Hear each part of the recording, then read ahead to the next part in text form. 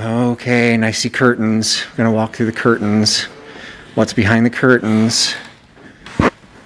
Just a great little, sunlit. This is, we're facing south windows. Little parlor, like maybe this is where the bride would get ready. Beautiful location. Check out the glass in this cabinet. This place is awesome. All this stuff's just kind of hanging out, and they said pretty much everything's for sale. So you might deprive a bride of something pretty cool, but too damn bad. This stuff's great. Well, if you got $1 on just a lousy down, know that I got rhythm that could suit your budget fine.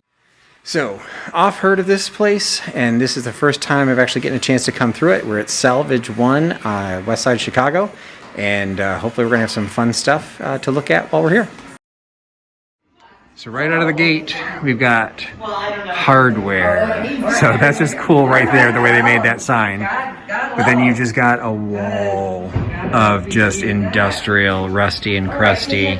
All of the doorknob back plates. You've got even buckets of screws, pulls, hinges, lock sets. Oh, look at all these old locks. Some great cast iron lock sets. Wow, this is a place that you could spend hours just digging for stuff just to match what you might already have in an old home, or pull together just an interesting display. How fun is this? They just have this absolutely giant tree trunk that they put the nails into, and they're displaying all of these fantastic doorknob sets. It's one of those cases that if you got the space for it, this just makes a cool art installation all by itself. But if you're trying to find a doorknob, it's a nice way to show them off and find the right piece right in your hand. So it's not all just architectural salvage. So we've got this, chair. I don't think it's technically a bubble chair. It's not hanging. But it does have, it looks like it's got speakers in the top. So I don't know, I think this is maybe 70s possibly. And then right next to it, a chrome floor lamp in front of a couple of beautiful pieces of stained glass, including a thistle design. So it's just, this place is amazing and going to be a lot of fun to explore.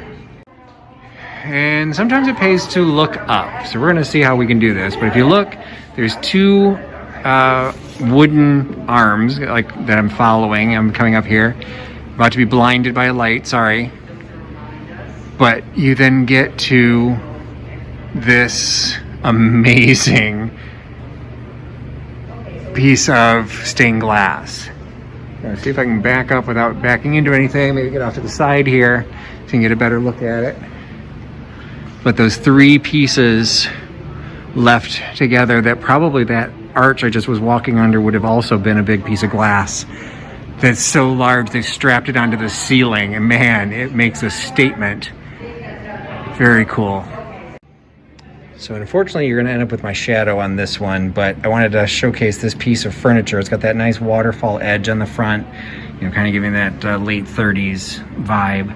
And as you open it up, you've got the phonograph cabinet here in the top, and when you pull out the front, it kind of like cantilevers out, and you've got the radio showing, and I just almost knocked over an archway. So gotta be careful when I'm here, but that's a very cool piece I wanted to show off. If you've been to my channel before, you may be aware that I have a fondness for elephants that have the downturned trunk. I feel they're oft neglected because everyone is looking for the upturned trunk because it's a sign of good luck. Just because his trunk is not up does not mean he is not equally good luck, because this is just a really cool piece. But he is being overshadowed by his bigger brother, and check that out. So you've got this ginormous pair of elephants with the downturned trunk. And the way this is set up is you can actually rent this location to get married. So you would get married by walking down the aisle between the giant elephants, down the chandelier covered aisle. And you've got all the seating and the pews on either side for all of your guests. I mean, I would say at least 100 people could fit in here easily. And then all the way up to those grand columns in the front with some architectural pieces on the end. And you need your witnesses. You've got some little figures off to the side. So just a cool place, and like all kinds of backdrops for photographs. Check out that awesome sleigh in the back corner. Just some absolutely awesome pieces, and an amazing place to get married. Oh, look, an organ.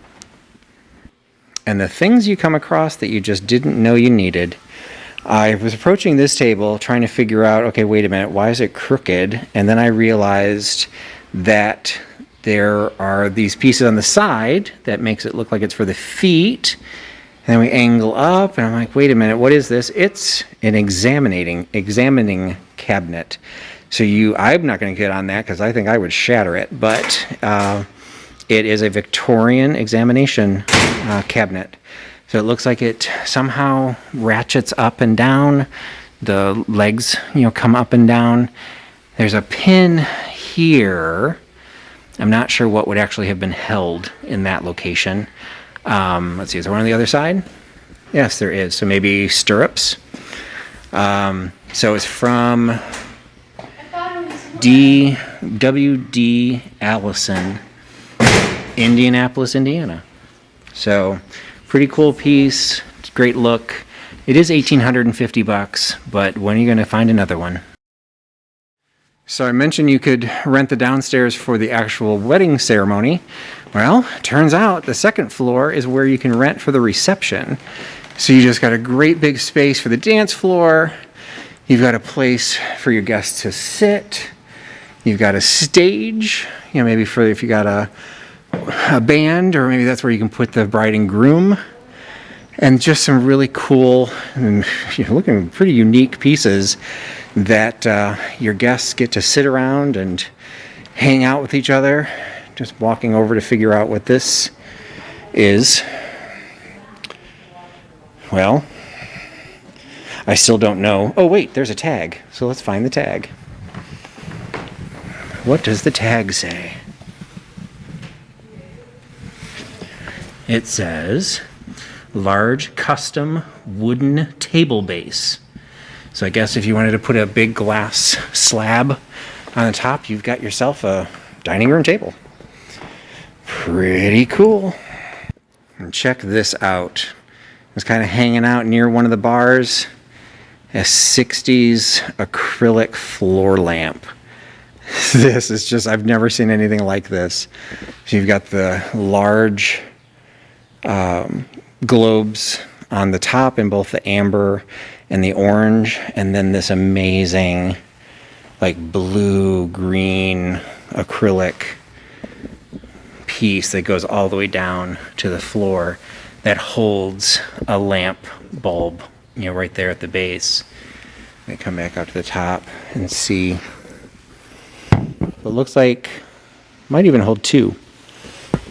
So it looks like there's more than one lamp that goes in there to light up more of it. And then on a wood tone or a wooden base. So, $1,500, but once again, where are you going to come across something like that? That is a statement piece, and if I were getting married here, I'd just do all my pictures right next to that because it's more memorable than the wedding. And who can have a wedding without a disco ball? Hey, every time you turn around and find another corner, you just find some really cool stuff. And these, I think, are just these beautiful, they're fabric panels stretched. It looks like they're stretched against plywood. So these may not be necessarily original, but if somebody created these to fill in this dead space from the other side, which is showcasing something even more amazing. First, you've got this great archway with some amazing carved columns and decorative swags. Got the acanthus leaf going across, and as you come through, you got some great tin panels, and then these amazing bronze panels that we can't figure out what they're for. So they don't appear to be doors in the sense that there's no like handles or anything. They don't seem to move, but a couple of them are higher than the others. So I don't know if that one maybe comes out. So I guessed maybe a radiator panel, but then we thought maybe they're elevator doors that have just been mounted into this space. But it's the backdrop to an absolutely gorgeous bar. So we appear to just have found a back room off of the reception area that I guess you could probably rent. And then you've got multiple bars back here. Look at this great serpentine bar that they've got here. Okay, and I see curtains. I'm gonna walk through the curtains. What's behind the curtains? Just a great little, sunlit. This is, we're facing south windows. Little parlor, like maybe this is where the bride would get ready. Beautiful location. Check out the glass in this cabinet. This place is awesome.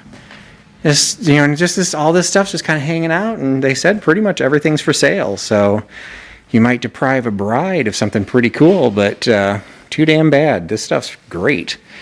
Look at that chest. That's awesome. And a great leaded window behind it. Oh, look, more drapes. And we go through another set of drapes. Oh, we hit a door.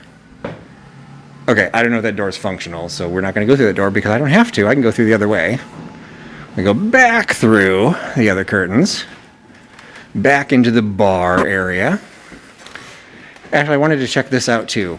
You're going to explore it live with me because I don't know what this is.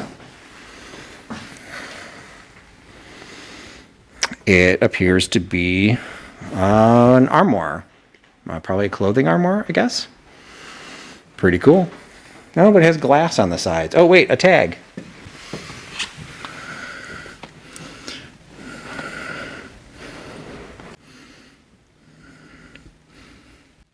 Antique wardrobe with glass sides. I didn't know they made wardrobes with glass sides. Guess you want to show off the clothes. All right, so we got the bronze doors, got the cabinets. So then this was where I would have walked out had I walked out the other door. So here's the door. Here's another sunlit space, just kind of an extension of this little speakeasy area with the bars. So cool. So I watch other videos and they always come across these great letters, and I'm like, where do you find all of these? Well, here would be one place. Check out the variety and size and shape of all of these different pop art pieces of just all these letters. So we're spelling out, what do we got? United Grocers, so that's exciting. But you can spell out your own words, or if your name happens to be Terry with one R, you've got a built-in sign right there. So these pieces are amazing on their own. So you just look at them, they were just massive chandeliers that each would have had glass globes probably hanging off that came out of a synagogue. And I was talking when we first came in that it's too bad some of the stories are getting separated from some of these pieces. But it's like they heard me complaining, because right here they suddenly have the landmark designation report from when this building, I guess evidently, was torn down, that talks about the history of the Stone Temple Baptist Church building, formerly the First Romanian Congregation, or the Anshe Romania Shari Shamayim. Okay, I'm very sorry if I just tortured that name. So it says it was for landmark recommendation in 2016, so I don't know if it failed its recommendation because I don't know why these would have come out if the building got landmark status. But just, I mean, like this probably would have had glass in these archways. You've still got, some of the glass in the center of the Stars of David. There's two of this size that are just, kind of round at the top, and then with one level of lamps. But if you look in the back, there's actually a taller one, and it has 2 levels of lamps plus a chandelier in the middle. So these would have been probably at the height of the ceiling, giving off as much light as possible. And then just all of the touches from the synagogue, like the chain has the Stars of David built in the chain from this long chandelier piece. It's amazing that these are all, available. Unfortunately, it looks like they're priced individually, which is just probably out of necessity, because really, who could carry all of them? But this one, the smaller one, is 40 by 40 by 57, and it's $1,500, which just seems like an absolutely reasonable price for what would be a one-of-a-kind light fixture, if you have the ceilings to pull it off. And for the person who has everything, you've got the United's Deluxe Shuffle Alley. So you've got the pinballs, which unfortunately it looks like the number 1 pin is missing. That's unfortunate. You got bumpers, so you've got a little cheat sheet. Looks like some of the art has rubbed off of this, but man, this is just an absolute statement piece. $600 as is, probably not functional, but man, that looks cool.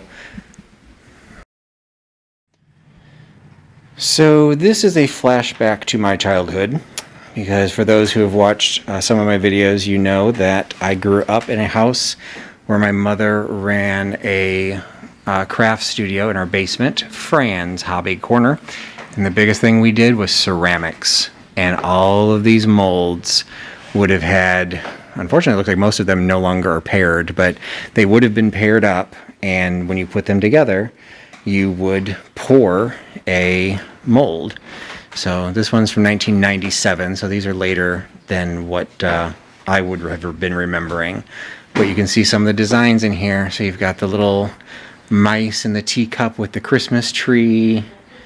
Looks like you got the back of a mouse's head. So, some of the designs would be more interesting. You've got a camel. I think we made that camel. That mold is definitely one that we have. I've got the miniature version in my nativity set, but my parents had that size. So this is just kind of a weird flashback. And I never would have thought of these as decor, but evidently that's what they're used for. So you never know what could become popular again. So if you don't get enough indoors, you come out to their courtyard and suddenly you've got all the architectural fragments that would look great out in a garden. So you've got this neat pergola, you could probably rent that out as well. Some great cast iron pieces, pediments, some great urns, like all the different sizes and shapes. Looks like sacrificial slab. Everyone needs one of those. Some great other pieces. Oh, check out the installation of the fountain. This is I'm assuming this is a fountain during the summer, filling with water coming down from the bathtubs. So what a great, quirky installation. Some contemporary art. And then this piece, if we first came out, I just really liked the looks of it. We're not sure if the 1916 plaque goes with it, but it's this stacked set of planters that we're just down the road from Oak Park, so it just looks like it belongs on a Frank Lloyd Wright property. They're just all these great tiered concrete cement planters, although it could also be brutalist, and we're working into the 70s. Who knows, maybe it came out of a shopping mall, but it looks pretty cool, as does this thing here on the corner. So kind of a fun way to finish out the shopping at Salvage One. Finishing up my tour outside Salvage One, I hadn't seen this Chicago sign that's lit up and behind me. So just again, some great architectural pieces. I am leaving with only one item. I found this 1940 commercial photography magazine. Has some really cool ads in it, and I just love the cover. Not a lot here priced in a way that I could buy to resell, and unfortunately nothing that I found for my personal collection, but man, this was a fun place to shop. So if you're ever in the western side of Chicago, definitely make a stop at Salvage One, 1840 West Hubbard, and have some fun. If you got this far into the video and you're not a subscriber, go ahead and hit that subscribe button, like the video, share it with your friends, and let everyone know about Trusty Huckster Mercantile and Salvage One. Thanks for joining me. Thanks for putting your trust in Trusty Huckster. Talk to you again soon. Bye. Well, show me a sign if you're wishing me to stay. Otherwise, I say goodbye, finish out the day. And that sunrise in the morning and you got nothing to say. Oh, that's when I'll be headed on my